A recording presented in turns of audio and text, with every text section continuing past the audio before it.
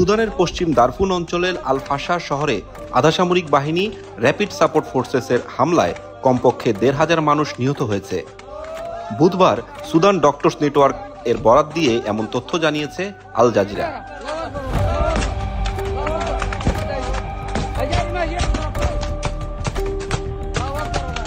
আল জাজিরার প্রতিবেদন বলছে, গত ৩ দিনে সেনাবাহিনীর সঙ্গে সংঘর্ষের সময় আরএসএফ অবরুদ্ধ শহরের থেকে পালাতে থাকা বেসামরিক নাগরিকদের লক্ষ্য করে হামলা চালায়।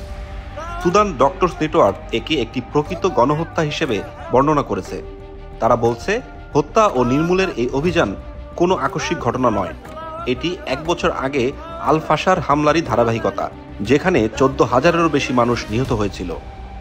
ইয়েল বিশ্ববিদ্যালয়ের হিউম্যানিটেরিয়ান রিসার্চ ল্যাব জানিয়েছে, স্যাটেলাইটের ছবিতে আল ফাশারে মানবদেহের মতো বস্তুর স্তূপ এবং মাটিতে লালচে দাগ দেখা গেছে, যা সাম্প্রতিক গণহত্যার প্রমাণ হিসেবে বিবেচিত হচ্ছে।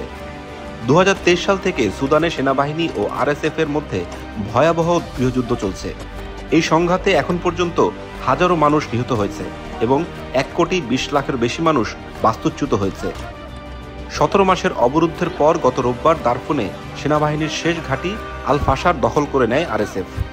এদিকে সৌদি আরব, মিশর, কাতার, তুরস্ক ও জর্ডান আরএসএফ এর এই বর্বর হামলার নিন্দা জানিয়েছেন এবং আন্তর্জাতিক সম্প্রদায়কে জরুরি পদক্ষেপ নেওয়ার আহ্বান জানিয়েছে।